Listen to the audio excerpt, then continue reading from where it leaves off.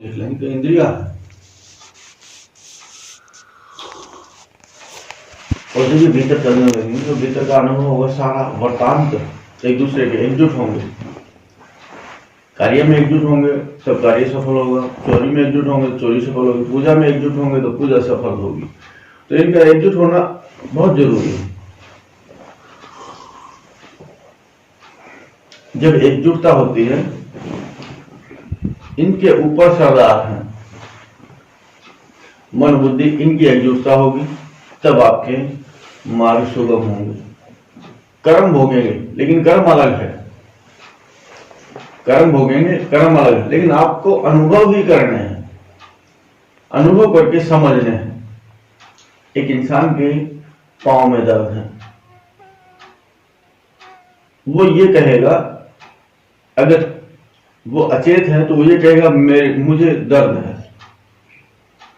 इसका मतलब ये हुआ कि उसके पूरे शरीर में दर्द है। लेकिन जो चेतना में जो समझ चुका है वो ये कहेगा कि मेरे पैर के हिस्से में दर्द है, मुझे नहीं है, मेरे जो पैर है पैर के हिस्से में दर्द है। जैसे परिवार का सदस्य अलग अलग है, कोई दूसरा बीमार होता है तो समझने वाला कहता बीमारी आ गई घर में, मैं बीमार हूं, ऐसा नहीं कहता। वो कहता मेरा फलाना सदस्य बीमार है। ऐसे ये भी आपके सदस्य हैं। अगर आप नहीं हैं, लेकिन बीमार शरीर है, आप नहीं हैं, दर्द पांव में है लेकिन आपको नहीं है, दर्द आपके शरीर सिर में भी है, तो आप ये कहेंगे कि दर्द मुझे नहीं, मेरे सर में है। और आप भिन्न दूर देख के खड़े होकर, जैसे दूर खड़े होकर देख सकते हैं ऐसा ही अनुभव कर सकते हैं। लेकिन संपूर्ण दर्द आपको नहीं है, ऐसा नहीं है कि आप कुछ कर ना पाएंगे, चल ना पाएंगे। पांव में दर्द है तो हो सकता है आप चल ना पाए, और सर में दर्द है तो पांव की गति कम ना होगी, आप कर सकते हैं पांव। अगर आपकी उंगली में दर्द है, ऐसा नहीं आप खा नहीं पाएंगे, खा पाएंगे, दर्द तो है आपको नहीं, आपकी उंगली को। अगर आपके कान में दर्द है तो ये हाथ और ये पांव तो चलते ही रहेंगे, आपको नहीं है, आपके कान में है, इंद्रिय में है। तो ऐसा ही हम सोचते हैं, बस ये थोड़े से अनुभव करने हैं, हर चीज में अनुभव करते जाएंगे तो दुख दर्द आप दूर रख सकते हैं। दूर आपके साथ साथ चल सकता है, आपके सर पे सवारी करके नहीं चल सकता। ऐसे ही अधिकता, खुशी की अधिकता, आप समान रह सकते हैं। हाँ, दिया परमात्मा ने, उसका शुक्र है, लेकिन वो सबको देता है। मैंने कर्म किया था, मुझे मिला है, चाहे दुख या सुख, परमेश्वर ने तो देना ही है।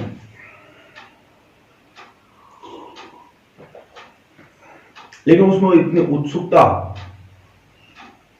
उत्सुकता की बात नहीं बनती कि खो जाए, बहक जाए, या बहुत अधिक उछलने लगे। बहुत अधिकता की आवश्यकता नहीं है।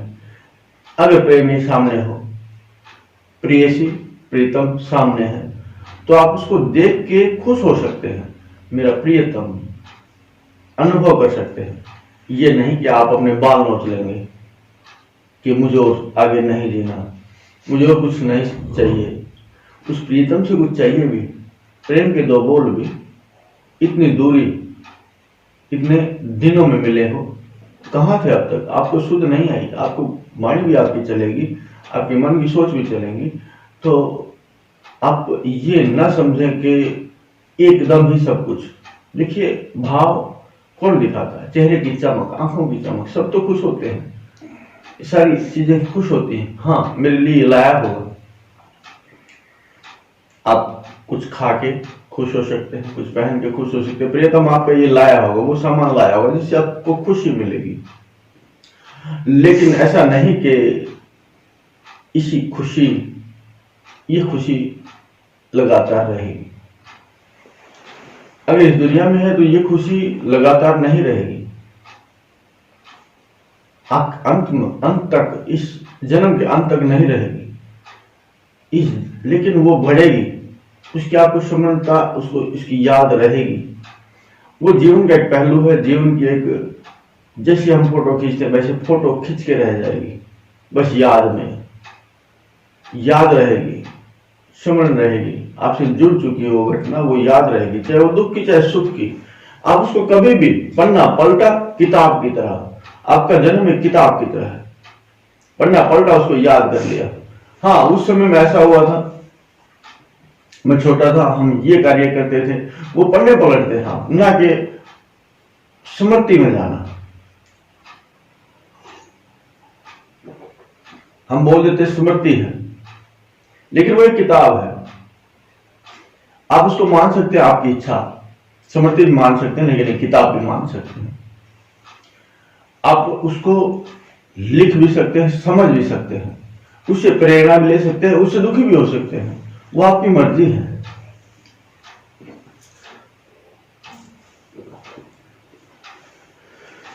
वो आपकी मर्जी है, आप उस समय से क्या निकालते हैं। निकालना आपको है, आप ही वो खोजी हैं, आप ही वो चाहने वाले हैं, आप ही वो समझदार, वो कारीगर हैं, आप ही वो सोखने वाले हैं। उससे क्या सोखते हैं, तो आपकी दृष्टिकोण की बात है, आपके दृष्टिकोण की बात है। आप हर समय में आपका दृष्टिकोण काम आएगा, आपके हर मोड़ पे। अगर इस दुनिया में है, बाहरी दुनिया में है, तो आपकी दृष्टि काम करेगी, सफर काटने में आपके कदम काम करेंगे। समय तो गुजर ही जाएगा, समय तो गुजर ही जाएगा, आपके हाथ अपना काम करेंगे, आपकी दृष्टि, आपकी सोच, आपकी समझ अपना अपना सब अपना अपना काम करेगी। लेकिन आप उसमें जागे हुए तो कुछ सोच पाएंगे। किसी के साथ कोई घटना घटी, आप उससे संभल सकते हैं, आपकी बुद्धि संभालेगी, मन भी कहेगा हाँ, उसके साथ एक घटना, इस रास्ते पे गया था और वहां शेरों का समूह उसके सामने आ गया और वो शेरों का समूह उसको खा गया, क्योंकि वो भी भूखे थे। मैं इस रास्ते पे नहीं जाऊं क्योंकि यहाँ पे जंगली जानवर बहुत हैं। वो समझ सकता है, समझिए, रास्ता बदल सकता है, सीख ले सकता है इस दुनिया में। लेकिन आप उस दुनिया में आप चेतन होंगे तब, लेकिन अचेत रहेंगे तो आपको नहीं पता कि शेर होगा या सांप होगा, क्या होगा क्या नहीं। जब आप अनुभव करेंगे, ठोकर खाएंगे, तब आपको समझ आएगी कि हाँ ये है। तो अपना भाग्य अपना कर्म। जरूरी ये भी नहीं कि सामने वाले ने शेरों का समूह आया तो उसने उनकी खिल्ली उड़ाई, उन्हें उसको छेड़ा, उन्हें क्रोध दिलाया, इसलिए उसको खा गए। लेकिन मेरा स्वभाव तो ऐसा नहीं है, मैं तो बड़े शांत स्वभाव का हूं। अगर वो बैठे तो बैठे रहे, अपना काम करते रहेंगे, लेकिन मुझे भय नहीं रहेगा। अगर मेरे पास इतनी हिम्मत भी है, अगर शेर को या सांप को क्रोध आया, पहली बात तो मैं गलती नहीं करूंगा, और गलती हो भी गई तो मुझ में इतनी हिम्मत है कि मैं लड़ जाऊंगा, उनको हरा दूंगा। ये चीज भी आपकी कमाई है। दृष्टिकोण आपने बदलना है, साधन आपने देखने हैं।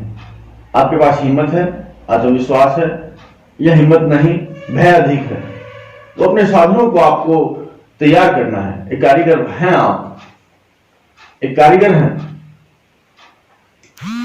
आप देखिए कि आपके पास क्या क्या है। परमेश्वर ने आपको सब कुछ दिया है, लेकिन किस किन चीजों पे, किन किन हथियारों पे, किन किन औजारों पे, किन किन इंद्रियों पे आपको विश्वास है, बहुत अधिक परमेश्वर ने तो दी है। विश्वास कमाना आपके हाथ की बात है, और जिस इंद्रिय पे आपका विश्वास होगा, उसका कर्म, उसका विश्वास, उसका समय, हिम्मत अपने आप बढ़ ही जाएगी।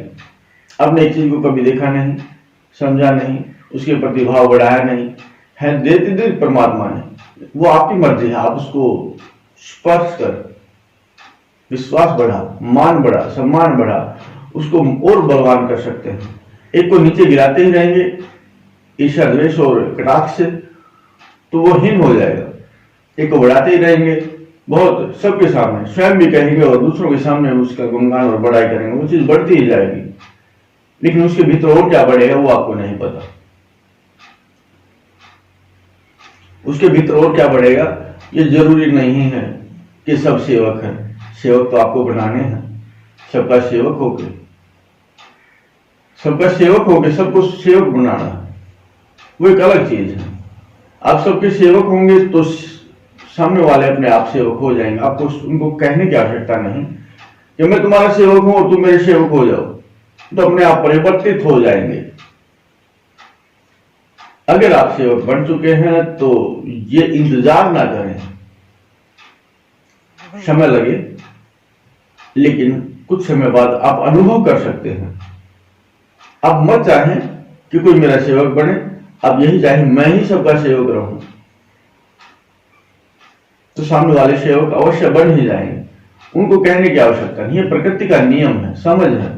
आप बहुत क्रोधी हैं, अपनी वाणी पे अधिकार नहीं, वो आपके अधीन नहीं, बुद्धि भी आपकी बड़ी अहंकारी है, तो क्या लौट के वो स्वभाव वापस नहीं आएगा? जहां तक आपका स्वभाव, तरंगे फैलेंगी, सामने वाले भी बहुत क्रोधी, बहुत अहंकारी आपके सामने होंगे। वो आपसे बड़े होंगे, आप सेवक सबसे बड़े हैं, बनने की कोशिश करेंगे तो सामने वाले भी सबसे आपसे भी बड़े सेवक बनने की कोशिश करेंगे। अगर आप किसी के सामने हाथ जोड़ते हैं तो सामने वाला आपको भी हाथ जोड़ के आपने प्रणाम किया, लेकिन सामने वाला प्रणाम भी करेगा और झुकेगा भी। अगर आपने हाथ नहीं जोड़ा तो सामने वाला भी खड़ा ही रहेगा, लेकिन आपके भीतर के भाव हो, उसके प्रति श्रद्धा है, तो सामने वाला भी मंद मुस्काएगा, बहुत सुंदर है आप भी, आप कहोगे बहुत सुंदर, बहुत अच्छे हैं, सामने वाले आप भी बहुत अच्छे हैं। ये तो प्रकृति है। आप वो दे प्रकृति, वो दे संसार को, वो दे इस प्रकृति को जो आपको चाहिए। अपना दृष्टिकोण बदलिए। परमात्मा और परमेश्वर क्या देता है, परमात्मा और परमेश्वर क्या देता है वो समझिए, क्या आपको दिया वो समझिए। कोई अनमोल चीज, अनमोल वस्तु आपकी पड़ी पड़ी सड़ रही है, आपको भान ही नहीं, आपको पता ही नहीं। आपको पता है कितना अनमोल प्रेम दिया है परमेश्वर ने, बहुत अनमोल प्रेम है जिसका कोई मोल नहीं, जिससे आप सब कुछ जीत सकते हैं, जिससे आप सब कुछ पा सकते हैं, लेकिन वो आपके भीतर पड़ा पड़ा सड़ रहा है, लेकिन आप उसी द्वेष के सहारे, उसी टूटे डंडे के सहारे चल रहे हैं जो आपको रास्ते मिल गया है, आपके बुजुर्गों ने दे दिया, जो जिस डंडे से वो चल के आए। लेकिन आपको तो परमात्मा ने आपके भाग्य और कर्म के अनुसार आपको तो सुंदर एक ऐसी लकड़ी दी जिससे आप सहारा ले सकते हैं और जिससे आप अपनी सुरक्षा भी कर सकते हैं, जिससे आप कर्म भी कर सकते हैं, लेकिन आपने वो नहीं ली। आपने वही स्वभाव लिए जो आपके पूर्वजों ने बनाए, लिए, सहे, लेकिन आप ये ना समझें कि वही आपके काम के हैं। उन समय उनकी लाचारी मजबूरी कुछ और रही होगी, लेकिन आप लाचार हैं तो आप भी चलिए उसी अनुसार, आप अपने समय के अनुसार चलिए। उनके तो जैसे अपनी किताब खोले, वो पढ़ना खोले, आपको याद रहे उस समय में मैं बहुत खुश हुआ, मुझे ये मिला, मेरे परमेश्वर ने, मेरे पिता ने या माता पिता ने या समाज ने मुझे बहुत मान और सम्मान दिया था। वो पढ़ना आपको याद रहेगा और वो पढ़ना एक पल में खोल देगा। आपकी बुद्धि और आपका मन बड़े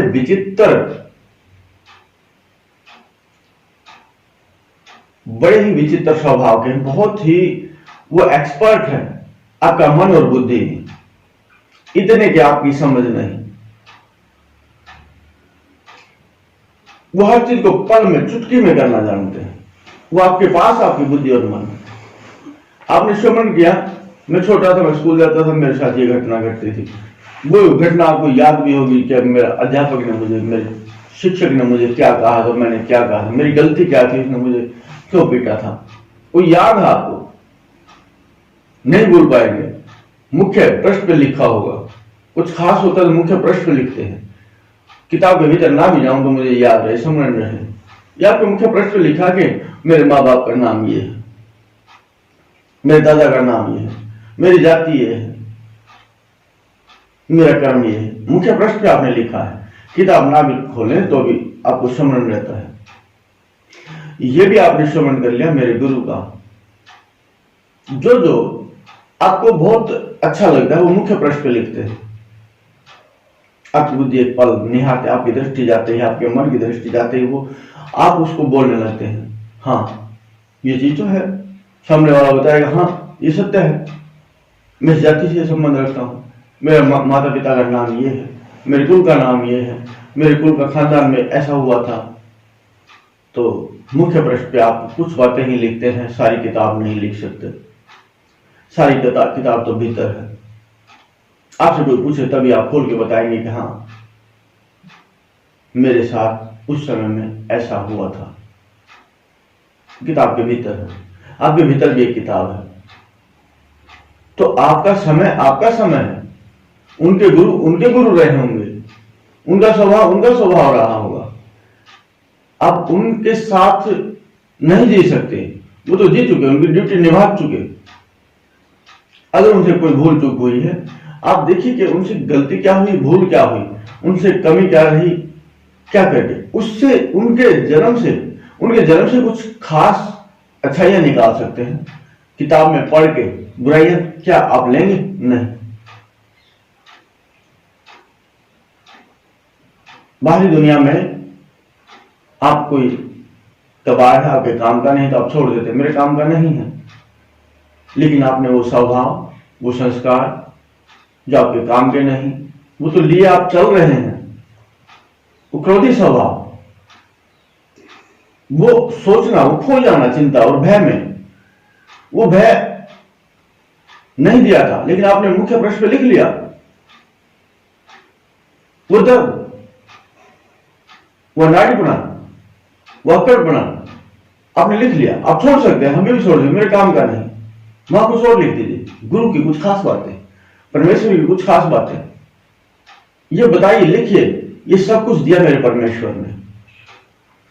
ये भी लिखिए, मेरा परमेश्वर बहुत सुंदर और अच्छा स्वभाव का है, मेरे गुरु ने मेरा हाथ पकड़ लिया। यह भी लिखिए, आपको स्मरण रहेगा हर पल, आप भुला ना पाओगे।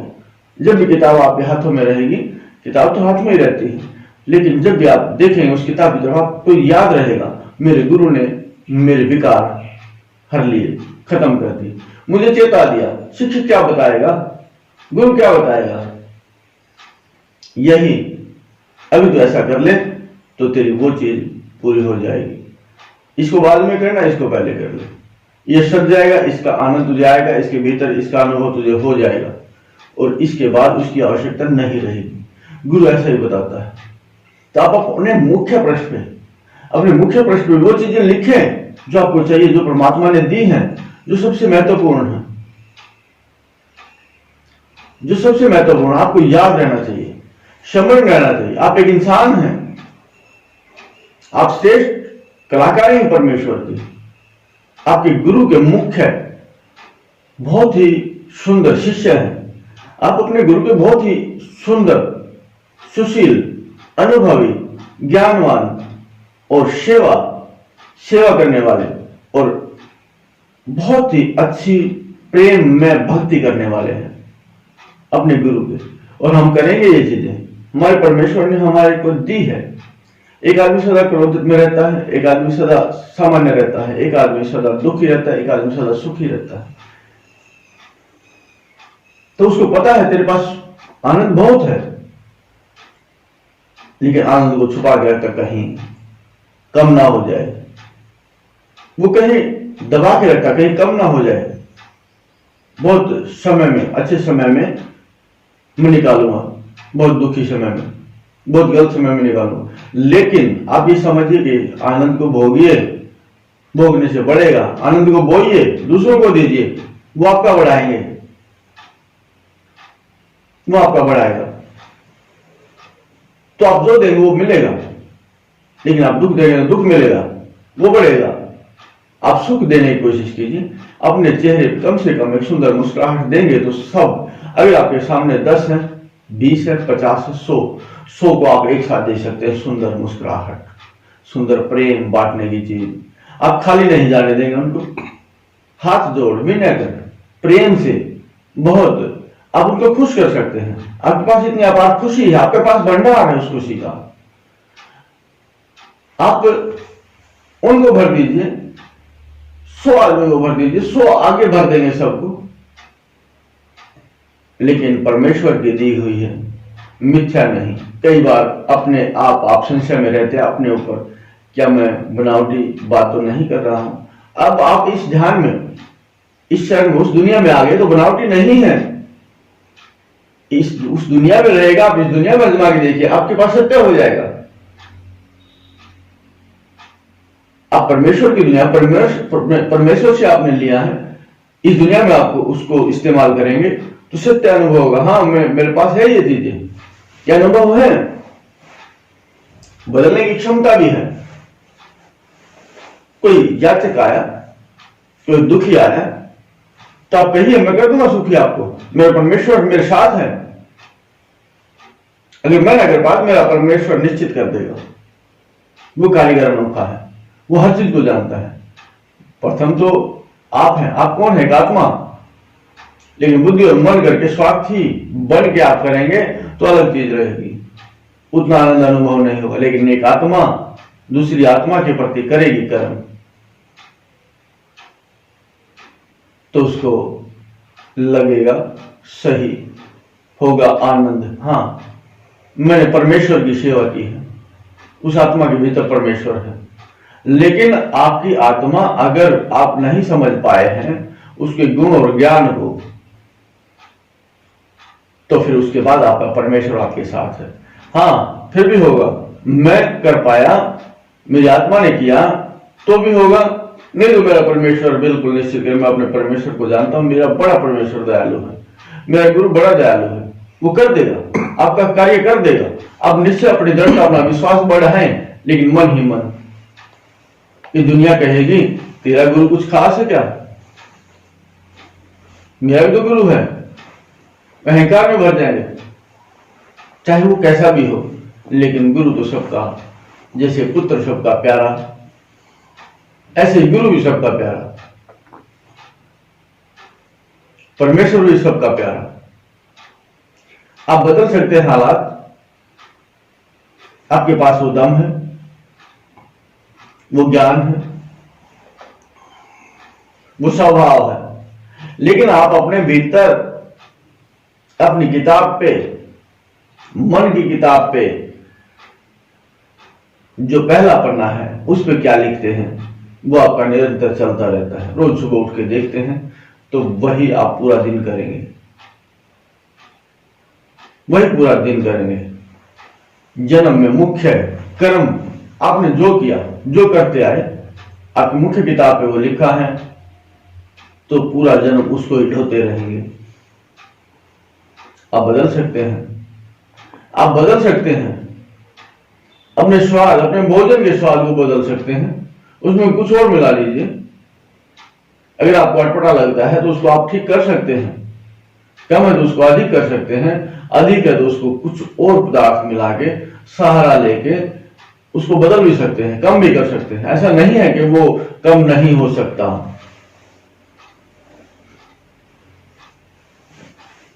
एक श्वास तो है,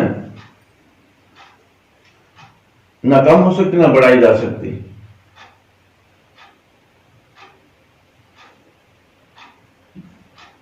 लेकिन बाकी सब कुछ बदला जा सकता है। दो साधुओं का जोड़ा था, दो साधुओं का जोड़ा था। साधु रहते थे एक साथ, लेकिन दोनों के भिन्न विचार। एक परमेश्वर पे विश्वासी, एक अपने ऊपर विश्वासी। मांगते खाते रोज जाते, लेकिन एक अपनी तरफ खींचता, दूसरा अपनी तरफ खींचता। कहां है परमात्मा? किसने देखा? मैंने देखा नहीं। कहां है परमात्मा? मैंने तो सुना भी नहीं उसको, कैसे बोलता है, कैसे दिखता है। दूसरे ने कहा मैं तो रोज सुनता हूं, उसकी वाणी रोज सुनता हूं। अनुभवी। जब हम किसी को देवता कह के या देवी कह के पुकारेंगे, उसकी बुद्धि सुनेगी तो अलग चीज है, लेकिन आत्मा सुनेगी तो वो भी सामने वाले को देवता और देवी कहेगी। कि जो मेरे भीतर है, जो असली ज्ञानवान, वो कहेगा जो मेरे भीतर, वो तेरे भीतर भी तो है। अगर मैं देवता हूं तो तू भी तो देवता है, मैं देवी हूं तो तू भी देवी है, सब कुछ कहेगा। लेकिन जागा हुआ और अचेत को नहीं मालूम कि ये जो चीज सामने वाले ने मुझे दी उसको वापस भी देनी है, वो लेके अपना भीतर चला जाएगा, क्योंकि वो चेतना में नहीं, वो अचेत है। जब उसको चेतना होगी तो आपकी चीज वापस आपके घर पे देने आएगा, आपके जन्म को देने आएगा, जो वो चेतना में आएगा। जब परमात्मा कहेगा ये चीज तेरी नहीं है, दूसरे की चीज क्यों रखता है तू, चाहे वो मान सम्मान, चाहे धन, चाहे कर्म, चाहे फर्ज, चाहे जिम्मेदारी, चाहे ईमानदारी, चाहे वफादारी, चाहे खुशी, चाहे दुख, परमेश्वर उसको वापस देने भेजेगा। और एक ना एक दिन, चाहे इस जन्म में, चेतना इस जन्म में आए तो इस जन्म में देने आएगा, अगले जन्म में आए तो अगले जन्म में देने आएगा चेतना। लेकिन वो आपकी है तो आपको मिलेगी वापस। इस दुनिया में गुम हो सकती है, खो सकती है, लेकिन उस दुनिया में जो चीज आपने दी है वो वापस आपके पास आएगी निश्चित। आपका कर्म तो यहां भी मिलेगा, निश्चित मिलेगा। दो संतों का जोड़ा घूमते फिरते एक स्थान पे रहते, एक दिन झोपड़ी में रहते थे। बहुत बारिश आई, बहुत आंधी आई। पहले आंधी आई, उनका झोपड़ा आधा उड़ गया, छत आधी उड़ गई उनकी। एक साधु ने कहा ये परमात्मा भी हमारे पीछे पड़ा है, इतने बड़े बड़े महल खड़े हैं, इतने बड़े बड़े घर खड़े हैं, इतने बड़ी बड़ी इमारतें हैं, लेकिन इसने हमारा झोपड़ा दिखता है, हमें चैन से नहीं रहने देगा। बताओ परमात्मा का हमने क्या बिगाड़ा था। ये टूटी फूटी झोपड़ी दी है हमें, लेकिन इस झोपड़ी को वो नष्ट कर देना चाहता है। उसने देखा कि झोपड़ा आधा उड़ गया तो दुखी मन परमात्मा को दोष दे रहा है, परमात्मा को कोस रहा है। क्या उठाया परमात्मा ने, परमात्मा का हमने। लेकिन दूसरा संत था, दूसरा साधु था, उसने अपना दृष्टिकोण बदल दिया। उसने आओ देखिए कितना सुंदर वातावरण बना दिया, हवादार भी, यहां से हवा भी आ सकती है, हमें देखा ही नहीं था। अगर हमें पता होता हम पहले ही खुद ही कर लेते। इतना अनुभव, इतना सुंदर वातावरण परमात्मा ने दिया है। हम आकाश में भी सोते हैं, आकाश के नीचे भी सोते हैं और छत के नीचे भी सोते हैं। हम आकाश के नीचे भी सो सकते हैं, हम छत के नीचे भी सो सकते हैं। परमात्मा ने कितना सुंदर प्रोग्राम किया है, हमारे लिए किया है, बहुत सुंदर। परमात्मा ने कितना अच्छा सोचा हमारे लिए। अगर ऐसा ना होता तो हम उन तारों को देख ही नहीं सकते सोते सोते, उन तारों को अपनी आंखों में भर ही नहीं सकते थे, उस नीले आकाश को हम देख ही नहीं सकते थे। परमात्मा ने कितना सुंदर हमारा व्यवस्था कर दी। एक दुखी तो दूसरा सुखी, दृष्टिकोण बदल दिया। कुछ देर बाद वहां पे बारिश आ जाती है। एक ने कहा ये कम किया था कि हमारा झोपड़ा उड़ा दिया, ऊपर से बारिश और आ गई, और दुखी करने के लिए हमें और परेशान करना चाहता है। तुम्हें ऐसे दुखी देख के ही खुश है कि हम दुखी रहें। दूसरा आनंदित और आनंदित हो गया। परमेश्वर ने कितना सुंदर संयोग किया है। हमने आकाश तो देखा, तारे तो देखे, तारे बढ़ते भी देखे, इधर उधर टहलते भी देखे, उनकी रोशनी, उनके प्रकाश में नहाए भी। सबको नसीब नहीं होता उनका प्रकाश, लेकिन हमें परमात्मा ने वो नसीब कराया। परमात्मा ने हमें वो दिया। और अब बारिश आ गई, बहुत सुंदर, हम नहा भी सकते, स्नान भी कर सकते हैं, हमें शीतलता भी दी, और कितना सुंदर अनुभव, मुझे बहुत आनंद आया। लेकिन दूसरा दुखी, एक सुखी। अब दुखी है या सुखी, कौन है आप खुद जाने। आप बदलना जानते हैं। आप दुख और सुख आपके साथ दोनों, लेकिन किसको प्रायोरिटी देते, किसको पहले पन्ने पे किसको लिखते हैं, वो आपकी इच्छा, आपकी मर्जी। दुख को या सुख को। अगर आप सुख को लिखते हैं तो आप हर चीज में सुख देखते हैं, हर काम में सुख देखते हैं। आपको ठोकर लगे तो आप उसको दर्द का अनुभव नहीं करेंगे। आपको ऐसा लगेगा कि ये परमात्मा ने, ये परमेश्वर ने कुछ अच्छा ही किया है मेरे लिए, इस ठोकर से मुझे कुछ लाभ होगा, एक दुखी होगा एक आनंद में आएगा, इससे मुझे कुछ लाभ होगा, मेरे शरीर में किसी न किसी चीज की कमी रही होगी, मेरे परमेश्वर ने मुझे मेरे लिए ऐसा किया, मेरा कोई ना कोई कर्म मेरे परमेश्वर ने ये दर्द देके दुख देके काट दिया, खत्म कर दिया, मेरा पन्ना फट गया, मेरा केस खत्म हो गया, मेरे परमेश्वर ने मुझसे कुछ कर्म हुआ होगा। मेरा परमेश्वर इतना सुंदर है, अच्छा है कि वो मेरा अहित कभी कर ही नहीं सकता। वो मेरे लिए ही हमेशा ध्यान रखता है, क्या दूं क्या करूं। वो दर्द नहीं था, वो तो एक आनंद था मेरे लिए कि मेरे परमेश्वर ने। लेकिन हम क्या देखते हैं, हमारे हाथों को कुछ मिले, धन दान, इस बुद्धि को मिले, मान और सम्मान, आपकी करे कोई बुराई अपने मुख से, आप वो चाहते हैं, आप वो चाहते हैं कि आपकी कोई करे बुराई, आप वो चाहते हैं आपके कान सुने। लेकिन वो मिथ्या है, कुछ देर के लिए है, लेकिन आपके भीतर का आनंद सदा के लिए है। आप अपने सदा के आनंद को मत खोइए, मत भूलिए। परमेश्वर सदा आपके साथ है तो वो सदा आनंद में रखेगा आपको। ऐसा माही नहीं मिल सकता, ऐसा खेवनहार नहीं मिल सकता। लेकिन आप छोटे सुख के लिए भटकते रहते हैं, लेकिन आप छोटे सुख के लिए भटकते रहते हो। छोटा सुख किसी काम का नहीं, कुछ देर बाद आप वैसे ही तंगले फटे हाल में खड़े रहेंगे। लेकिन वो परमेश्वर आपके फटे कपड़े होंगे तो आपको नए वस्त्र उसी समय दे देगा, किसी भी माध्यम से, किसी भी रास्ते से। उसका ढंग अनोखा है। प्रकृति किसी के भीतर भी अपने संस्कार संचार भर देगा, जा ये भी काम तेरा, ये भी कर्म तेरा, ये ड्यूटी तेरी है, लगा देगा ड्यूटी किसी न किसी की। कोई आके करेगा मदद आपको, अगर आपके पास कुछ साधन नहीं तो आपको साधन देगा और कहेगा जा चल जा अपनी मंजिल पे। ये परमेश्वर का कार्य है, कौन कर सकता है?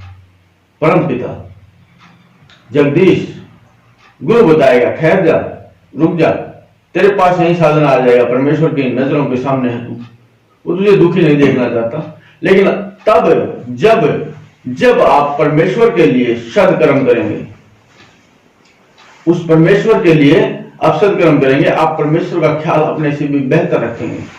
मैं दुखी हो जाऊं लेकिन अपने परम पिता परमेश्वर को कभी दुखी नहीं करूंगा। परमेश्वर पूछे क्या दो तुझे? परमात्मा मेरे पास आपने सब कुछ दिया है, आप है तो मुझे और किसी चीज की आवश्यकता नहीं। लेकिन कुछ की आदत होती है, मुझे ये दे दे, मुझे ये दे दे। वो स्वार्थी लोग होते हैं, मुझे ये दे देता बड़ी अच्छा लगता। लेकिन उसका आशीष, उसका प्रेम, परमात्मा उसके संग, परमात्मा ऐसा नहीं कि आपको ऐसे ही छोड़ देगा। जो आपकी जरूरत की चीजें हैं आप पे हमेशा आप पे नजरें दृष्टि लगाए रखेगा। तो ऐसा करके आप अपने जन्म को ठीक कर सकते हैं, अपने दृष्टिकोण बदल सकते हैं, आप सुखी रह सकते हैं। आप दुख को अपने घर से, बुद्धि से, विचार से, अपनी किताब से भी हटा सकते हैं।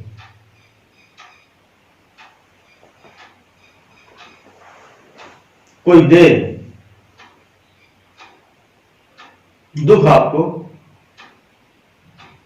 लेकिन आप कहेंगे कि फलाने ने दुख दिया है, बड़ा परेशान किया है। लेकिन यह नहीं पता कि परेशानी तो आपने पहले ही भीतर धर रखी है, दुख तो आपने पहले ही धर रखा अपने भीतर। उसको हटाइए पहले, फिर सामने वाला दुख नहीं देगा, सामने वाला तिरस्कार नहीं करेगा। अपने भीतर के तिरस्कार को उसके प्रति, दुनिया के प्रति, किसी के प्रति अपने भीतर के तिरस्कार को हटा दीजिए, उस दुख को हटा दीजिए, उस हार को हटा दीजिए। और जो कुछ होगा वही सामने वाला देगा, दूसरी कोई चीज नहीं देगा। लेकिन वो तब देगा अगर आपके सामने, आपके पास, आपके भीतर सामने वाले के लिए प्रेम है, तो वो नफरत दे ही नहीं सकता। निश्चित आपकी ही नफरत उसके भीतर से घूम के वापस आ जाएगी, लेकिन उसके साथ उसके भाव भी होंगे, उसकी निष्ठा, उसकी सोच भी होगी। ऐसा नहीं खाली आपकी ही जो आपने प्रेम दिया वही आएगा, नहीं, साथ में उसका प्रेम भी मिल के आएगा, आपको दोगुना होके आएगा। आपने जितना दिया उतना तो मिला ही मिलेगा, निश्चित मिलेगा। एक विष को अमृत में परिवर्तित होते होते समय लगता है, कितना उसमें विष चाहिए उतना समय तो लगेगा ही आपको। कि आप कड़वी को मीठा बनाएंगे तो कैसे बनाएंगे? परमेश्वर की आदत है, विष विष नहीं रहता, अमृत बन जाता है। सोच से नहीं, कर्म से। उसमें आप क्या मिलाएंगे कि वो अमृत बन जाए?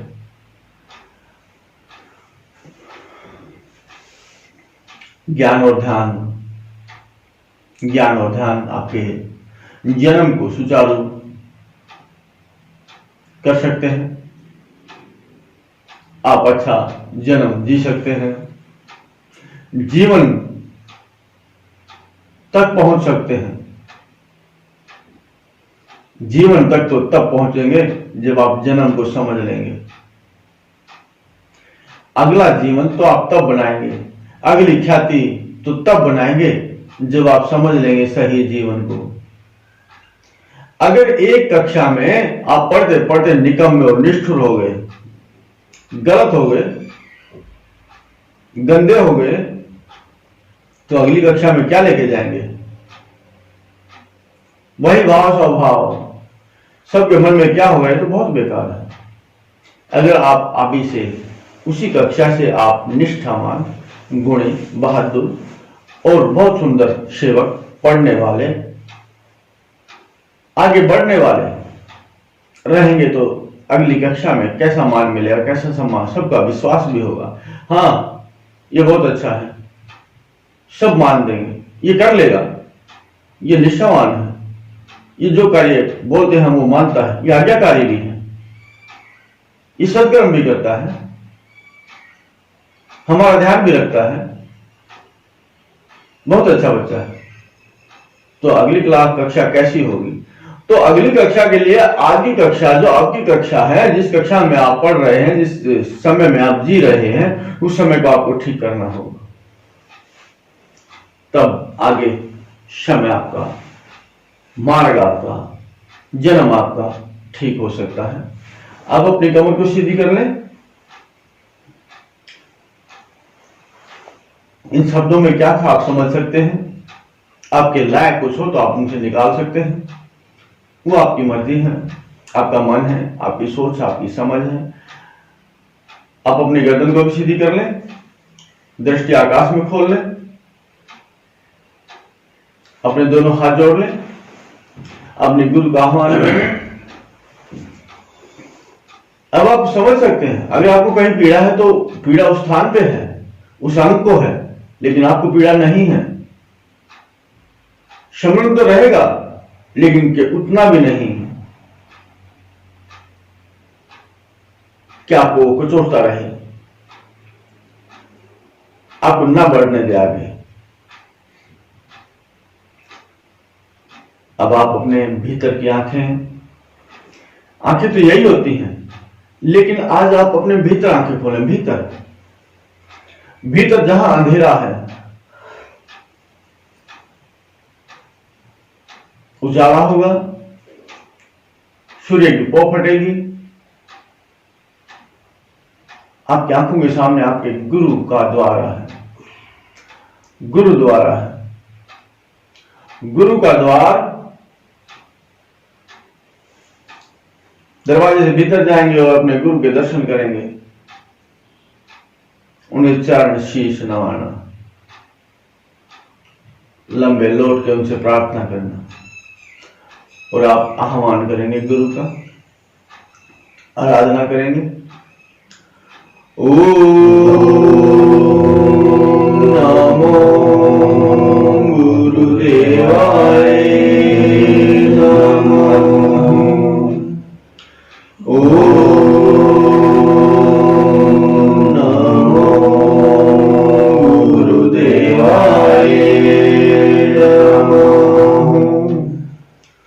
ओम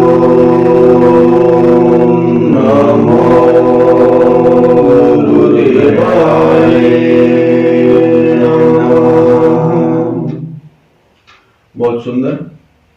गुरु को समर्थ करना, गुरु को साधना एकदम से नहीं सकता।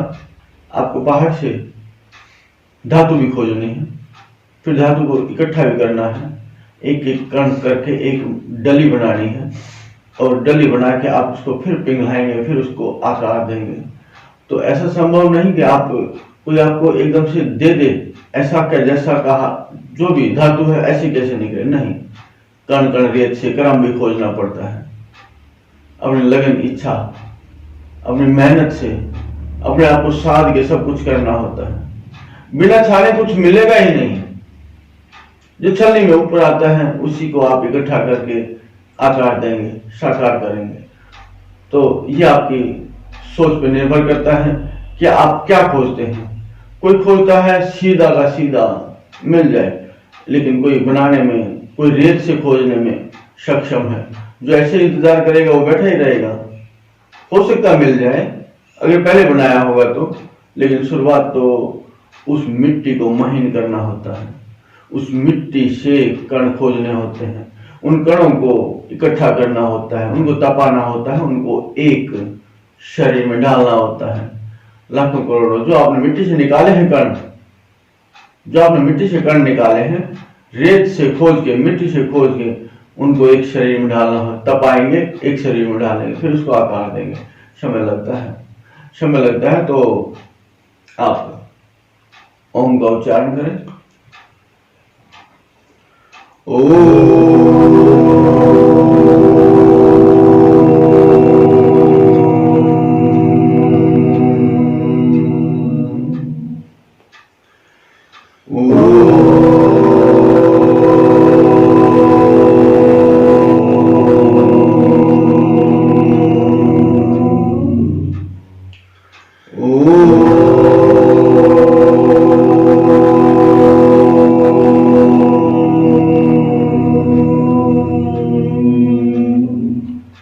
आप लोगों ने जिसने जो चीज पहले बनाई हुई है वो चीज तो आपकी बनी बनाई वो आकार तो रहेगा। आपके जहां तीसरा नेत्र वहां पे ज्योति की लो बहुत सुंदर डोलती है, बहुत सुंदर लो डोलती है। वो ज्योति बहुत अच्छी है। आप उस लो के भीतर चले जाएं। आपने ओम का उच्चारण किया, वो लो बढ़ गई।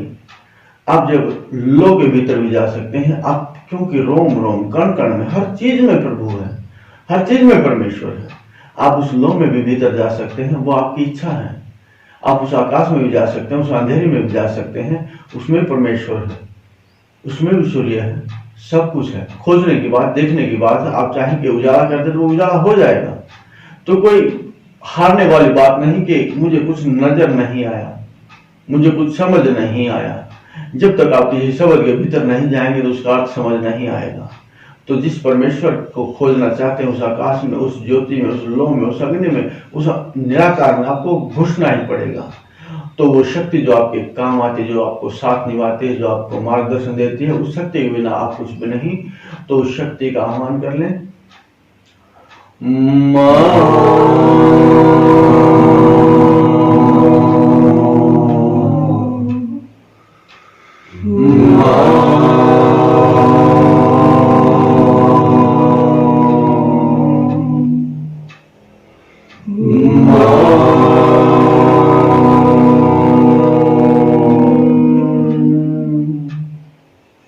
शांत हो जाएं।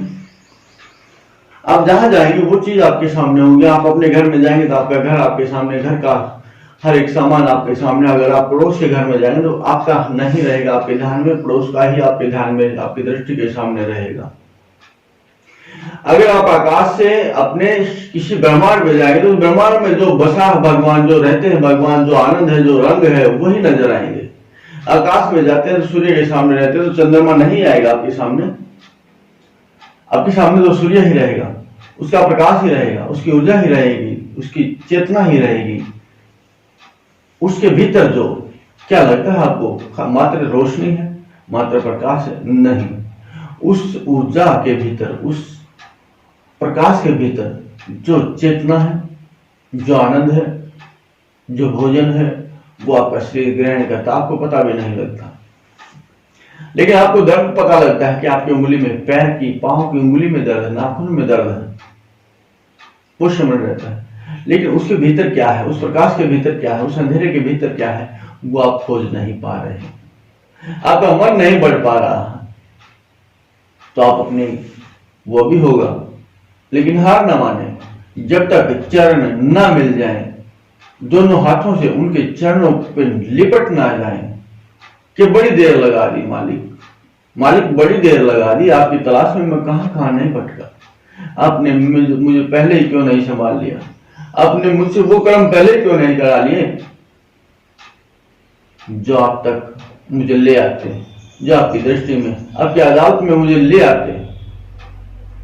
मैं गलत कर्म करता रहा और आप देखते रहे, मैं आपको बुरा और भला कहता रहा, लेकिन आप देखते रहे। हे दाता, ऐसी भी क्या बात थी, इतने भी क्यों निष्ठुर हुए कि मुझे अपने शरण में नहीं लिया, कि मुझे सुधार नहीं। अब उस समय ठोकर मार देते मुझे, चेता देते मुझे, जगा देते मुझे, तो अब अपनी गर्दन को घुमाएं।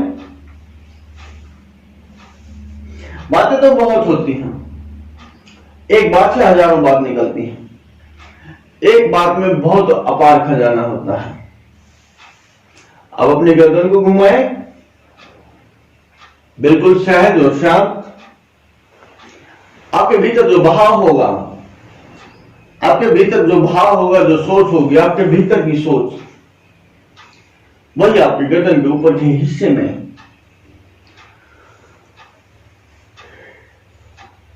अनुभव होगा। आपको लगेगा क्या, जैसे आपके सिर के बाल खड़े हो गए हैं, तो कुछ देर बाद लगेगा हाँ कुछ बाल तो खड़े हैं, कुछ और हो जाएंगे, क्योंकि आपका ध्यान, आपकी दृष्टि बालों पे चलेगी। आपको दिखता नहीं, लेकिन आपकी दृष्टि है, आपका अनुभव है, आपका अनुमान है वो चीज। लेकिन आपको लगेगा आप किस कर्म के लिए ये क्रिया करते हैं, वो चीज निश्चित होगी। आप कोई रोग दोष को हटाने के लिए, भगाने के लिए आपके संपूर्ण विश्वास के साथ वो क्रिया करते हैं, योग करते हैं, व्यायाम करते हैं, तो वो रोग निश्चित जाएगा। लेकिन आपका विश्वास कितना है, वो ध्यान में रखने की बात है।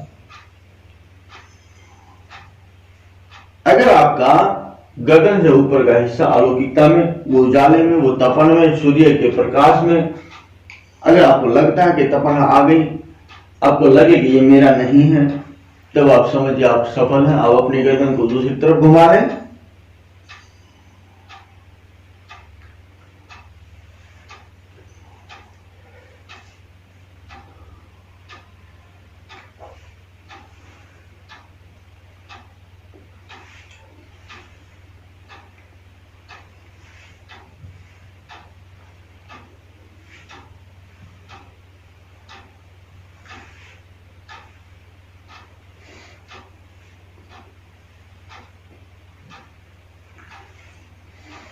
जब आप एकांत में अपना ध्यान लगाते हुए आप देखेंगे, तो आपको उस समय हर एक बात का अनुभव होगा। अब आप शांत हो जाए। अब आप अपनी कमर को घुमा लें, अपने शरीर को नाभि में उड़ जाने के लिए। बात तब की जब आप कोई काम करते हैं, उस काम करते समय आपके भीतर के भाव काम करेंगे। आपका मन के भाव क्या है, आपकी बुद्धि आपको विचलित करती है, या आप एक मत हैं, बुद्धि और मन और आत्मा। उस समय आपके मन में, आपके शरीर में एक सोच निकल के आएगी, बहुत सुंदर काम होगा, तो काम की सुंदरता देखते ही बनेगी। अगर आपके मन में लगेगा आप एक मत नहीं है, कोई इधर खींचता कोई इधर खींचता है, और आपके भीतर आगे ये काम तो बिगड़ेगा, तो उसको कोई ठीक नहीं कर सकता। बात उसी भाव की कि कर्म करते समय, पूजा करते समय आपके भीतर भाव क्या है। मात्र आप घी फूकते हैं, मात्र अपने व्यायाम करते हैं कि भगवान के सामने, मूर्ति के सामने आपने अपने हाथों को घुमाया, आरती घुमाई, या आपके भीतर ये है कि मैं अपना परमेश्वर, भीतर की आंखों से परमेश्वर दिखता है। अगर मेरे सामने हो, साकार रूप, साक्षात रूप में हो, तो मैं आरती उतारूं, मेरे मन में कितनी प्रसन्नता और गदगद में हूं। तो अभी आप अपने नाभि में ध्यान दें। आप जो आकाश में पहुंच चुके हैं, या अपने शरीर का गर्दन जो ऊपर का हिस्सा अलौकिकता में चला गया तो आप अलौकिकता में चले गए। अब दूसरी तरफ घुमा लें।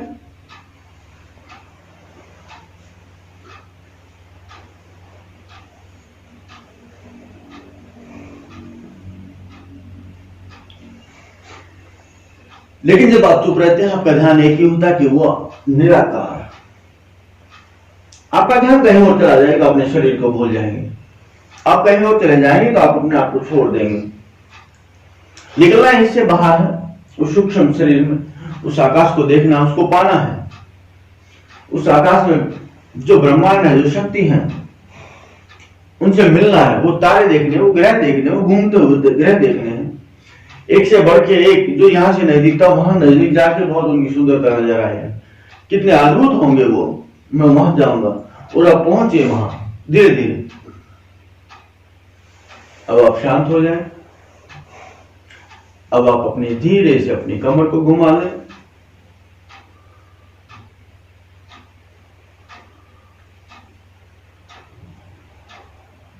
जब आप अकेले बैठते हैं आपके भीतर आप कुछ न कुछ चलता रहता है, कोई न कोई विचार आता रहता है, कोई न कोई बात, कोई न कोई ध्यान में चढ़ती रहती है। जब आप अकेले बैठते हैं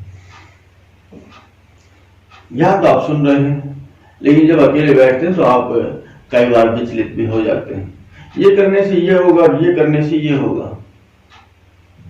अब आप अपनी कमर को दूसरी तरफ घुमा लें।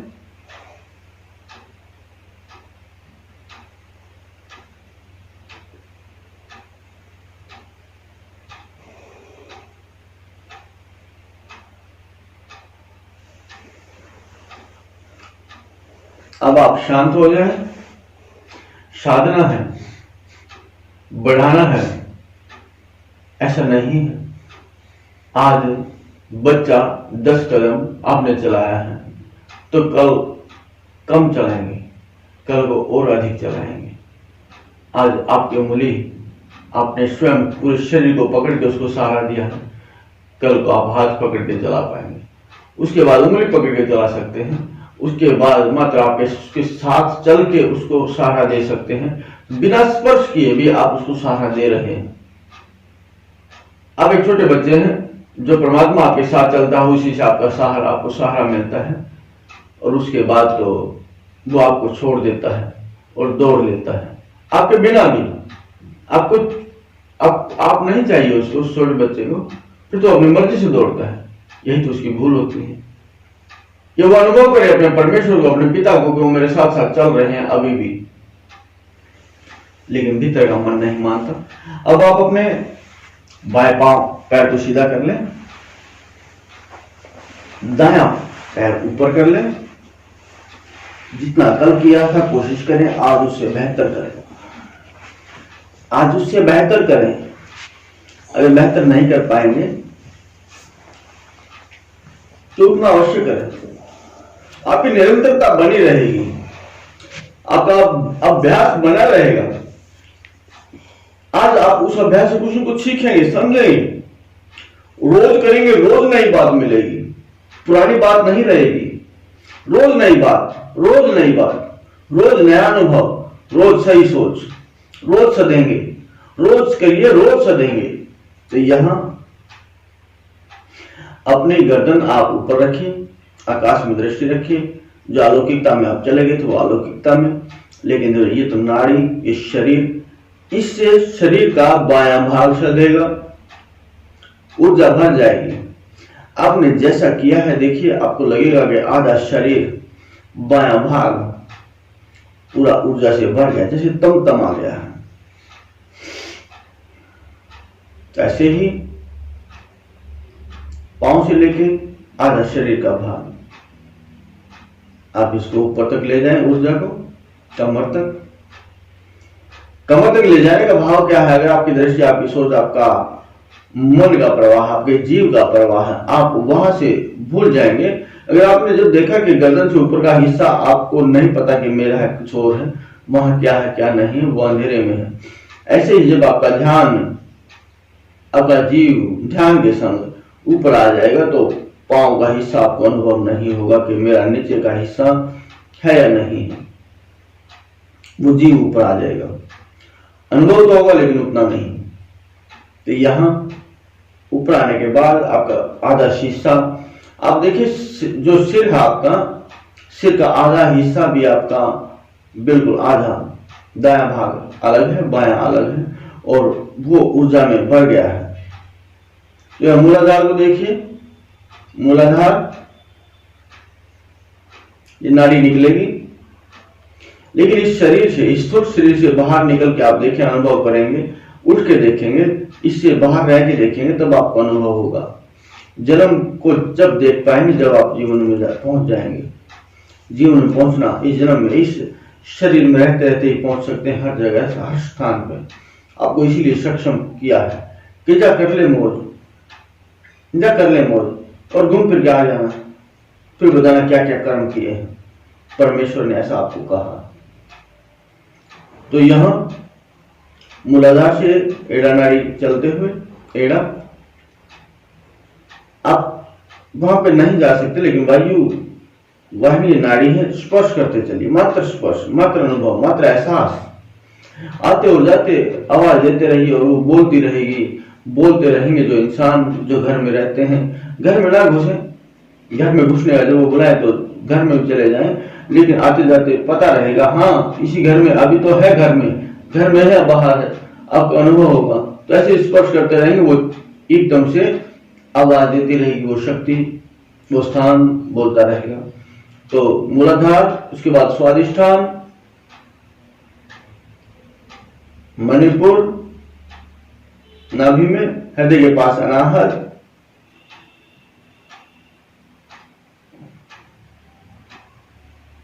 गले में विशुद्ध। ये नाड़ी है, सोच बदल सकती है। गलत है तो ठीक कर सकती है, और ठीक है तो गलत कर सकती है। जैसा आप चाहते हैं वैसा ये नाड़ी कर सकती है। यही विचार नए दे सकती है, नए खुशियां दे सकती है, यही नाड़ी है वो। अब इसको ऊपर बढ़ाइए आज्ञा में। ये शीतलता, गर्मी, ये अपने शरीर को शुद्ध पवित्र भी कर सकती है, ठीक भी कर सकती है, रोग को भी दूर कर सकती है। आप कहिए कि विशुद्ध गले में आने के बाद आप जो प्रार्थना करेंगे, इससे जो भी कहेंगे वो चीज अपने आप परिवर्तन हो जाएगा। तो आज्ञा में पहुंचिए, आज्ञा में कुछ खास हो जाना आपको अनुभव होगा। अब आप शांत हो जाएं। अब आप अपना दायां पांव बिल्कुल सहजता, बिल्कुल आनंद से, बिल्कुल आराम से, इज्जत के साथ, श्रद्धा के साथ, भाव के साथ, बायां पांव ऊपर, दायां सीधा, और आप बिल्कुल, लेकिन जितना कल किया था आज कल से बेहतर करना है। आपने जो कुछ पिछली कक्षा में, पिछले जन्म में सीखा, इस जन्म में उसको सीखना और बताना। गुरु बताएगा कि पिछले जन्म में क्या किया था, गुरु बता देगा खास पहलू, मुख्य किताब के पृष्ठ में क्या लिखा है। तो अनुभव कीजिए कि अब आपका दायां पांव है, तो आपके शरीर का बिल्कुल आधा हिस्सा ऊपर से लेके नीचे तक का इस नाड़ी के अधीन है। ये नाड़ी ऊर्जा करेगी। इस नाड़ी में विकार आ जाए तो उस पूरे आधे शरीर में विकार आ जाए, तो यही चेतना में भरेगी, ये चेतना करेगी, तो ये ऊर्जा भरेगी। अब अनुभव होगा कि शरीर का बिल्कुल आधा दायां भाग बिल्कुल ऊर्जा में भरता हुआ, सिर का भी आधा हिस्सा, गर्दन का भी आधा हिस्सा, और पूरे शरीर का, और एक पांव दायां भाग। तो ये पिंगला नाड़ी है, ये बहुत सुंदर काम करती है। इसके प्रति आपके मन में, बुद्धि में श्रद्धा और भाव है कि ये नाड़ी शरीर को बिल्कुल सुंदर और पवित्र रखेगी, स्वस्थ रखेगी। तो यहां ये जीव पांव से लेके ऊपर तक, कमर तक, उसके बाद मूलाधार से ये नाड़ी उठाइए, पिंगला, सुषुम्ना की दाईं तरफ आगे बढ़ते रहिए। कई बार तो अकेले दौड़ लेते हैं, लेकिन आप उस सूक्ष्म शरीर में पर ब्रह्म को पुकारिए, गुरु को पुकारिए। आइए, ये मेरी इधर उधर भटक रही है नाड़ी, अब इसको सुचारू कीजिए। अगर गुरु हैं, संघ हैं और मार्गदर्शक है, पकड़ने वाले हैं, सुझाने वाले हैं, समझाने वाले हैं, तो फिर कोई भी चीज गलत नहीं करेगी, ना भटकेगी। जल को राह में डालने वाले हैं, बांध बांधने वाले हैं, तो जल नहीं बिखरेगा, नहीं फैलेगा, बेकार नहीं जाएगा, उसका राह बनाएंगे और राह में चलेगा जल, और खराब नहीं होगा। तो यहां भी वही चीज है कि पाल बनाने वाले पाली हैं आप। तो मूलाधार नाड़ी भी आपको अनुभव होनी चाहिए, स्थान भी अनुभव होने चाहिए। आते जाते जब आवाज देते हैं तो वो चीज आपके वो बोलेगा, पहचान बढ़ेगी, प्रेम बढ़ेगा, कभी तो कहेगा आजा भोजन कर ले, आजा मिल ले, और इंतजार करेगा जिस दिन आप नहीं जाओगे। आज वो नहीं आया, समय होते ही मुर्गा बांग देता है, वो बांग देता कि उठ जाए रोज सुबह, लेकिन एक दिन मुर्गा नहीं बोला तो मालिक उठा ही नहीं, आज तो मुर्गा बोला ही नहीं। तो वो आदत होती है। आप आदत परमात्मा के चरणों में बैठने की और जाने की बनाइए। स्वादिष्ठान के बाद मणिपुर, दाएं भाग में मणिपुर से अनाहत, गले में विशुद्ध। अब इस समय देखिए आपके कानों में ध्वनि अनाहत नाद बज रहा है बहुत अधिक, गले में विशुद्ध, एकदम गला भी आप ऐसा होगा कि वहां कुछ कोई पुकार रहा है, वहां कोई बैठा हुआ है। उसके बाद आज्ञा, जहां ब्रह्मरंध्र है, तीसरा नेत्र है, वहां पे एक नहीं अनेकों सूर्य, अलग अलग अनुभव होंगे आपको। और त्रिवेणी नहीं, यहीं पे दो नाड़ी मिलती है, एड़ा और पिंगला। अब आप शांत हो जाएं, दोनों पांव सीधे कर लें। हर दिन नया अनुभव होगा। अब दोनों हाथ को लंबे करके स्पर्श कर लें।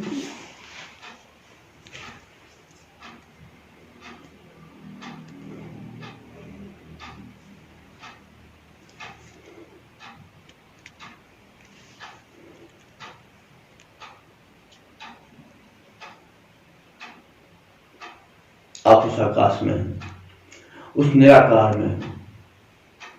आपकी काया बड़ी अलौकिक है, कंचन काया, बहुत सुंदर शरीर आपका है। आज तक जो देखते आए वो पंचतत्व का शरीर है, लेकिन वो शरीर जो उस लोक में है, जिसमें वो आत्मा रहती है, वो शरीर बहुत ही सुंदर है,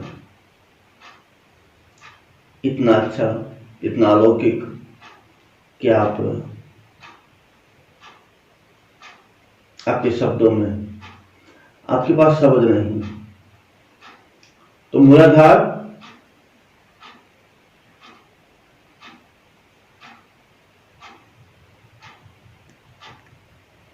एक बात आपने पहले भी सुनी होगी, बहुत तेज भट्ठी एक ज्वालामुखी के समान होती है, और ज्वालामुखी स्वयं क्या क्या नष्ट और भ्रष्ट करने की हिम्मत रखता है, लेकिन वो भी आपके भीतर है, उसको भी आप संभाले हुए हैं। इतने ब्रह्मांड, इतने पहाड़ आपको नजर आएंगे। अगर ज्वालामुखी आप देख रहे हैं तो उसके आसपास चारों तरफ आप देख सकते कितने ऊंचे ऊंचे पहाड़ हैं, कितना मैदान, वो सब आपके भीतर है। मूलाधार ऐसा ही स्थान है, लेकिन वो तो लावा अग्नि निकलती है, वो तो बेकार करती है सब जगह, लेकिन आपके भीतर जो है वो शुद्ध करती, तपा रही है, चमका रही है, वो आपके काम की चीज है। मूलाधार से ऊपर चलिए, स्वादिष्ठान, यहां दोनों और तीनों नाड़ी आपको स्पष्ट भिन्न भिन्न नजर आएंगी। अनुभव करें, एहसास करें। एड़ा, पिंगला और सुषुम्ना तीनों को एक साथ चला सकते हैं। मणिपुर, जब ये बहाव बहता है तो धीरे धीरे बहता है। ये नाड़ी आप एकांत में बैठ के बिल्कुल धीरे धीरे चढ़ाइए, फिर आपको अलौकिकता और आनंद का अनुभव होगा। मणिपुर के बाद हृदय के पास अनाहत,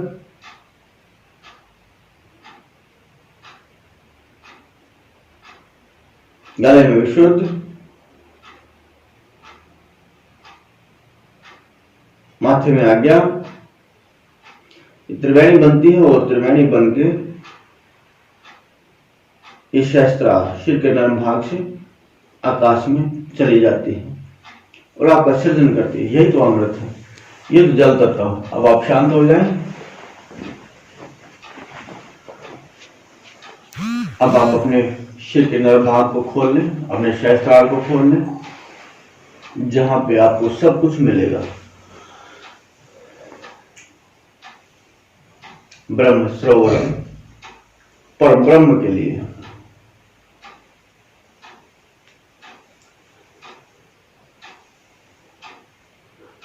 अब ये जब घुमाते हैं अपना हाथ तो भाव रखें, क्या आपका होगा, क्या 10वां द्वार खुलेगा, वो ज्ञान का भंडार जो आपका है वहां पे वो सब आपका नजर आएगा। अब आप अपना बायां हाथ भूमि पर रख ले। आप अपनी शक्तियों से, अपने कर्मों से रूबरू हो जाएंगे। अपने स्वभाव को आप देख पाएंगे, समझ पाएंगे क्या ठीक परमात्मा क्या चाहता है और हमने क्या चाहा है, गुरु क्या चाहता है और ये दुनिया क्या चाहती है। आप हर एक बात को समझ पाएंगे और समझने का भाव ही आपको यहां तक ले आया है। अगर आपकी चेष्टा ना होती, समझने का भाव ना तो आप नहीं चल सकते थे। काल और जाल दोनों में आप फंसे हुए हैं। गुरु की कृपा, गुरु की दया कि आप वहां से निकले हैं। गुरु ने निकाला, परमेश्वर की कृपा हुई कि आप समझने के लिए तैयार हुए। तो आप गर्दन सीधी रखें, आप उस आकाश में ही रहें, परमेश्वर के चरणों में रहें। वहां देखिए आप एक महामाई का आह्वान करेंगे, दाती का आह्वान करेंगे। माता तो आपने पुकार दिया, लेकिन उसमें रस कितना है वो आपको देखना है। प्रेम रस, स्वार्थ का रस, इंद्रियों और इच्छाओं का रस, आप उसमें क्या देखते हैं? आप उसमें माता देखते हैं या महामाता देखते हैं? आपके हाथ की हथेली में शीतलता बहुत सुंदर, अष्टभुजा शेषेश्वर माता जी अवश्य आएंगे। धीरे धीरे आप उनको सामर्थ्य कीजिए। इतना सुंदर श्रृंगार माता जी का। आप प्रार्थना करिए,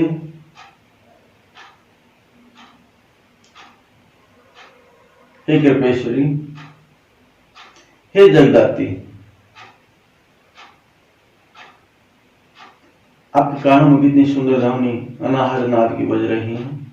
अनुभव कीजिए जैसे मंदिर में लगातार घंटी बज रही है, कोई बिल्कुल लय में घंटी बजा रहा है। आपके कानों में अपना अनुभव कीजिए, लय में घंटी बजा रहा है, एक समान बिल्कुल सदी हुई कर्म।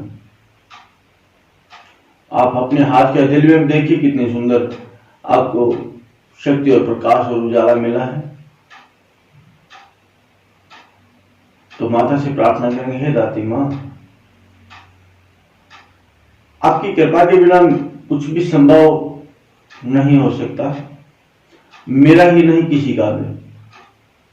आपके बिना दुनिया रोशन नहीं हो सकती, आपके बिना ये दुनिया आगे बढ़ नहीं सकती। मां, आपके बिना ये दुनिया नहीं बढ़ सकती।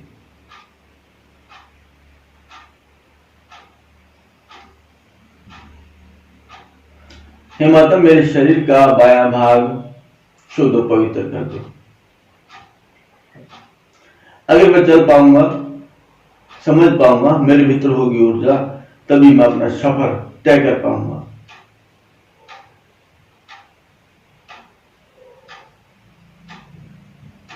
हे हर रूप में आने वाली, हे हर रूप में, हे हर जीव में बसने वाली माता, मैं आपको बार बार प्रणाम करता हूं।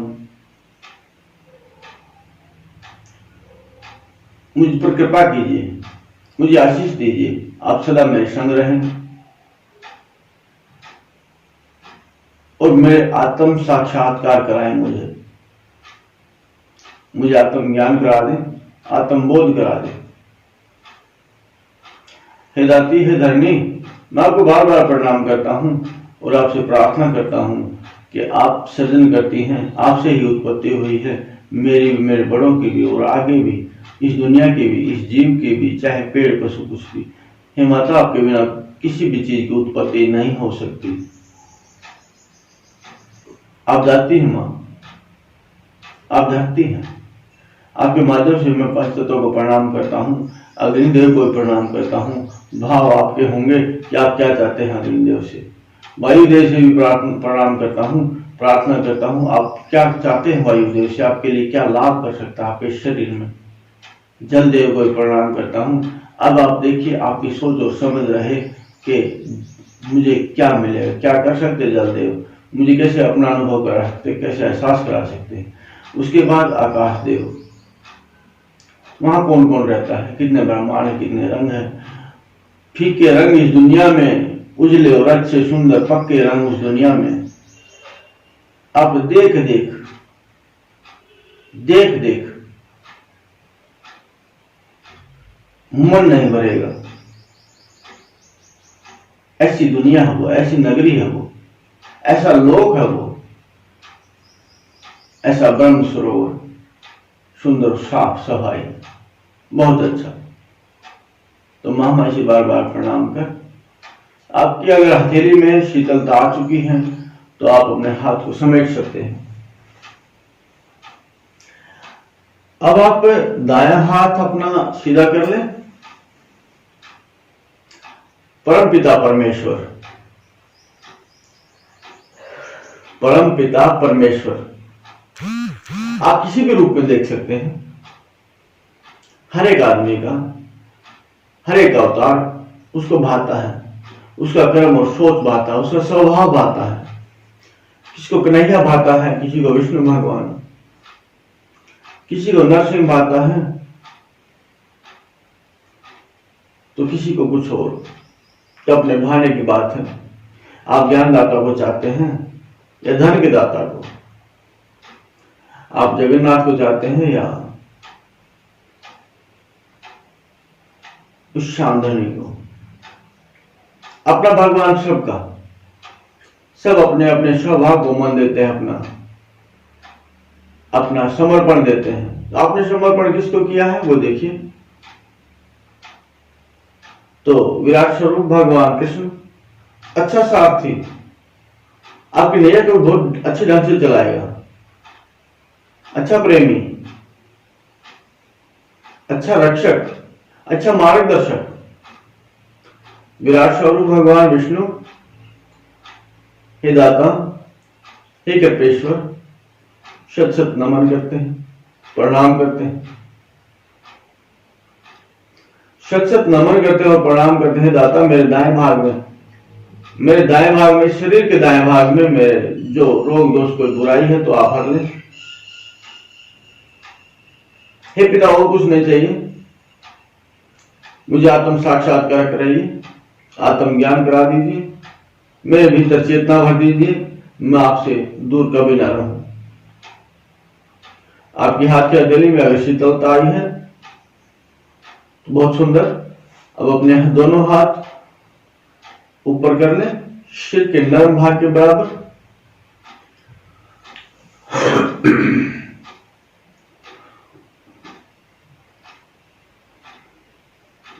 तो यहां परमेश्वर से कहिए अपने ध्यान अनुभव आपकी दोनों हथेलियों में, आपकी दोनों हथेलियों में ध्यान रखें, आपके सिर के नर्म भाग में ध्यान रखें। अगर चेतना मिली आपके सिर के नर्म भाग में, ऐसा नहीं, ये भी आदत है। कोई उल्टा लटक के करता है भक्ति, आदत बना लेता उल्टा लटकने की। कोई एक पांव पे खड़ा रहने की भक्ति करता है, वो आदत बना लेता आपने। कोई नीचे सिर करता है, ऊपर पाँव करता है, वो आदत बना लेता है आपने। तो आपकी आदत कैसे आप बनाएंगे, वैसे ही आप भक्ति कर सकते हैं, वैसे अपने शरीर को स्थायी कर सकते हैं, वैसे ही अनुभव कर सकते हैं। तो यहाँ कहिए, हे परमपिता परमेश्वर, हे जगदीश, हे बांटने वाले, क्या यही आपकी कृपा है? क्या यही आपकी चेतना है? क्या यही आपकी दया है? तो बार बार नमन कर परमेश्वर से आप दोनों हाथ समेट लें।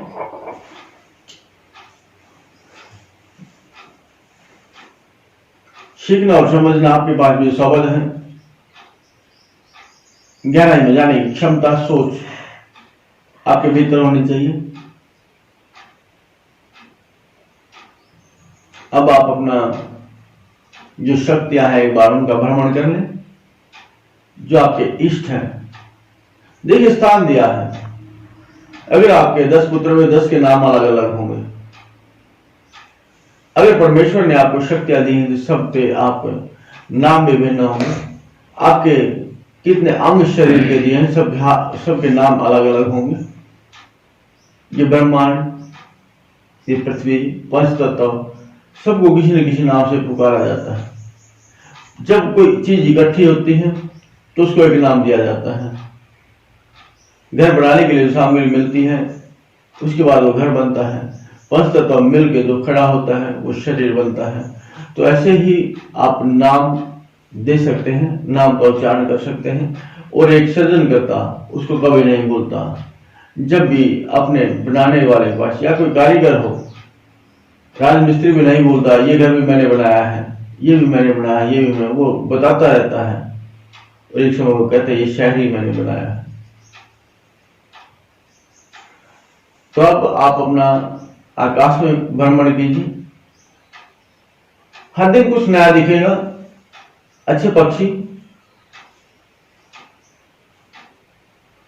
यहाँ पे आपको रोशनी दिखती है, प्रकाश दिखता है, कुछ नजर नहीं आता, लेकिन वहां आपको लगेगा कि सोने जैसा प्रकाश सूर्य देव दे रहे हैं। लालिमा, वो फटने में जो लालिमा होती है वैसा भी उसी के भीतर है।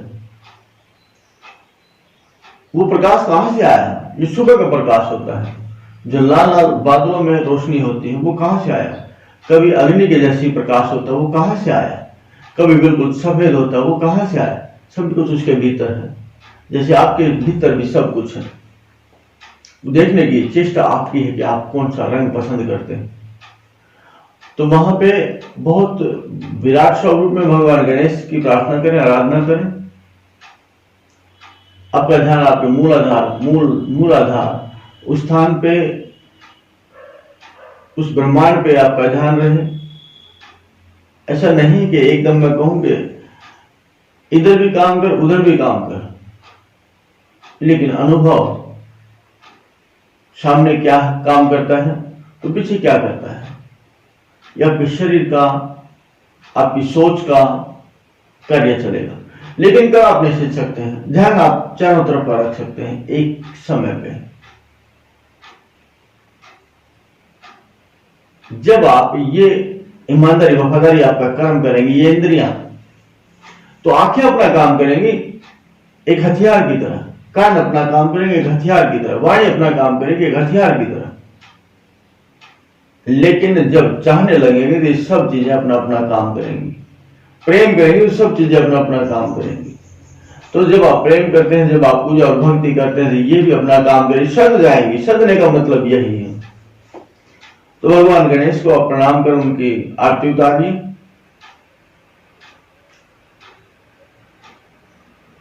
लड्डू का भोग लगाइए, आरती उतारिए, उनके माता पिता को प्रणाम कीजिए, भोलेनाथ और माता पार्वती। और आगे बढ़िए, स्वादिष्ठान, वो जो ब्रह्म सरोवर है वो भी आकाश में ही है, वहां पे समुद्र है। उसका सुंदर, देखिए समय बीतता है, आयु भी बीतती है इंसान की, लेकिन भाव और स्वभाव बदलते रहते हैं। एक समान स्वभाव किसी का नहीं रहता। सूर्य का भी एक समान तेज नहीं रहता, न चंद्रमा की चमक एक समान रहती, घटती और बढ़ती रहती समय के अनुसार। ऐसे ही समुद्र में भी कहीं फीका जल होता है, कहीं मीठा होता है, कहीं गंदा होता है, कहीं साफ सुथरा होता है, कहीं ऐसा कि तलहटी नजर आए। स्वभाव, समय, आपका सफर आपको हर ज्ञान करा देगा। तो यहां पे शेष भगवान से आप प्रार्थना कर सकते हैं।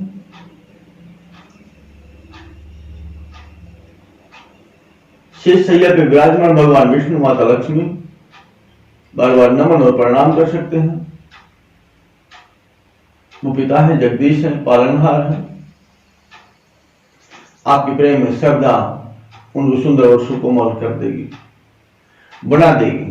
उसके बाद नाभि में रहे आप आकाश में, पहाड़ नजर आएगा, देख पाएंगे अच्छा ये पहाड़, इस पे भगवान हनुमान जी विराजमान है। और आप वहां पहुंचे, भगवान हनुमान जी महावीर जिंदा दिली की मिसाल। एकांत में सोचेंगे तो आप गदगद रहेंगे, बहुत कुछ आपके भीतर रहेगा, सब कुछ किया, उनका क्रम आपको ध्यान रहेगा, याद रहेगा, सब कुछ आपको याद आएगा। तो ऐसे भगवान, ऐसे बलिष्ठ हैं ये। मैं भी नशेवक बनना चाहता हूं। अगर आपने मन दिया, समर्पण किया, तो हर चीज दोगुनी मिलती है। तो भगवान से भी दोगुनी चीज मिलेगी, शक्ति मिलेगी, प्रेम मिलेगा, सेवा भाव मिलेगा, क्षमता मिलेगी। तो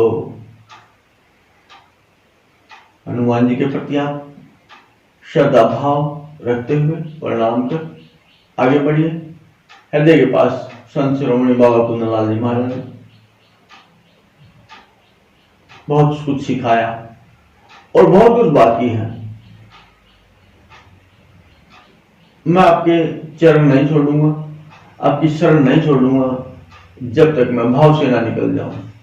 भाव से बाहर निकालना ही आपका काम है। और इस जन्म में भी और उस जन्म में भी, इस समय में भी और उस समय में भी मैं आपके चरणों से दूर नहीं रहना चाहता। बार नमन और प्रणाम कर अब ऊपर आ जाइए। विशुद्ध गले में तीनों दातियों का श्रवण करें, आह्वान करें। आकाश में होंगी मां लक्ष्मी, सरस्वती,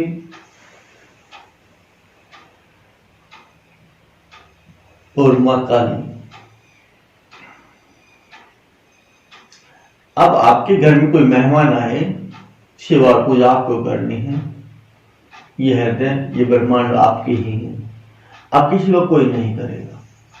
आओ भगत, आप उसको क्या मानते हैं, वो आपकी सोच और समझ, मिथ्या मानते हैं या उनका आना बहुत ही शुभ मानते हैं। तो आपके ब्रह्मांड में, आपकी आकाश में सब कुछ तो आएगा, लेकिन आप देखिए आप किस प्रकार उनकी सेवा करते हैं। चरण दबाते हैं, जो मांगते हैं, पूछते हैं प्रभु बताइए मैं आपकी किस प्रकार सेवा करूं। वो कहते हैं नहीं नहीं बैठ जा, लेकिन आप तो सेवक हैं। आप कभी चरण दबाएंगे, कभी उनको निहारेंगे और मन ही मन गदगद होंगे, मेरी तो इच्छा पूरी होने लग रही है। सेवा का भी मौका, दर्शनों का भी मौका और उनके आगमन का, उनके यहां मेरे पास इस ब्रह्मांड में मेरे सन्मुख होने का भी सुख, आनंद है। बहुत बड़ा मोल है उस बात का कि आप उनके चरणों में पहुंच जाइए और वो आपके पास आ जाए। बहुत बड़ा मोल है। तो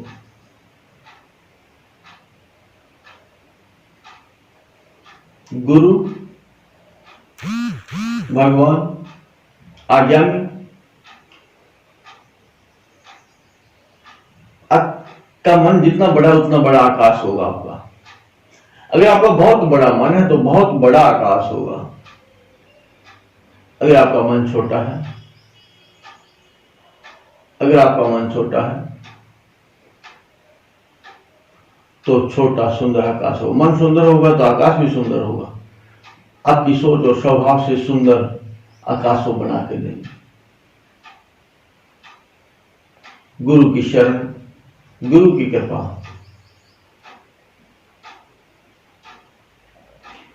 गुरु की शरण, आप चेतना में रहें, चेतना,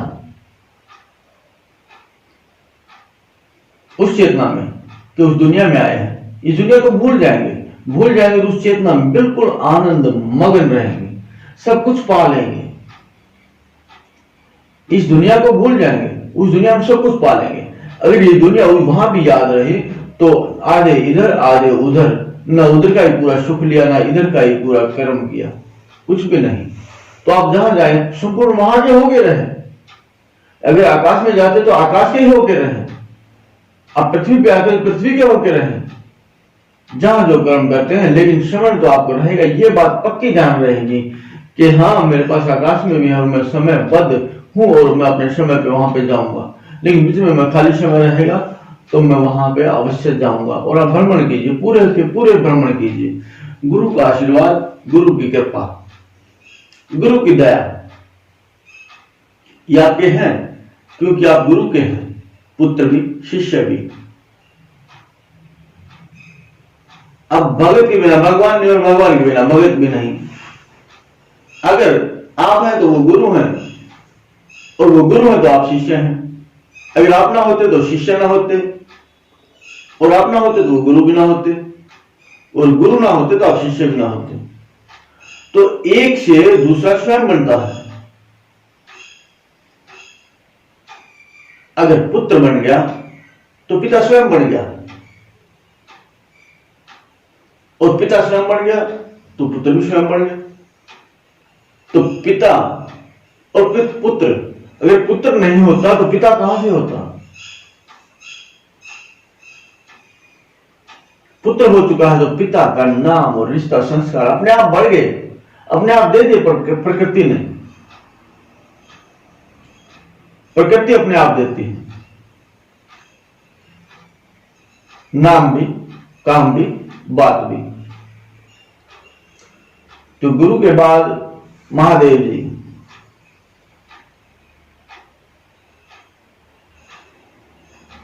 वो भोलेनाथ, वो भोले भंडारी, वो दया के सागर।